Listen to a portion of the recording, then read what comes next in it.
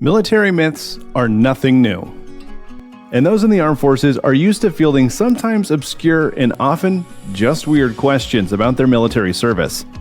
Layer on deployments, and there are even more misconceptions that can come up in a conversation or job interviews. Here are a few common myths about military deployments. All deployments are in combat zones. Deployed troops aren't just in the Middle East or in other war-torn countries. In 2015, the DoD reported that over 150,000 troops were serving in other countries besides Iraq, Afghanistan, and Kuwait. The 5 countries with the largest active duty U.S. military presence in 2016 were Japan, Germany, South Korea, Italy, and Afghanistan. Of the top 5 countries, Afghanistan is the only one in open conflict. Many American troops deploy for the purpose of training in other environments or cooperating with other nations. Real deployments are a year long.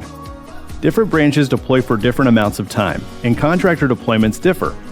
Army deployments are often 13 months. Marine Corps deployments are usually closer to 7 months. Air Force and Navy deployments can be anywhere from a few months to over a year. Any of the deployment cycle timelines can be difficult. Everything is top secret. There's a mistaken belief that everything surrounding a deployment is top secret. While some information is safeguarded around the internet and social media, not everything is a super classified secret squirrel mission. Sometimes a deployment is in an office building doing some paperwork, and a large percentage of what you do is called atmosphericals, maintaining a presence of force to both civilians who need American aid and any potential threats watching from afar. You must see combat to struggle with PTSD.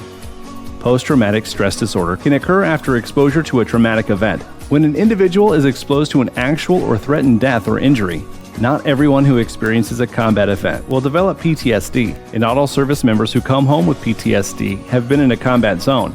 Sexual violence is also a large trigger for PTSD. Women don't deploy to combat zones.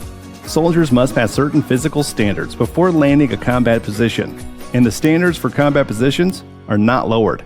Women must pass the same test as men to earn their spots. And there are some women who can do this. There are also deployments that are outside of combat positions. Women service commanders, senior enlisted advisors, pilots, analysts, civilian military coordinators, and many other vital roles of special operation on deployments. Most misconceptions of deployments are fueled by Hollywood drama. Real-life deployments for service members are generally more mundane. And that's a good thing.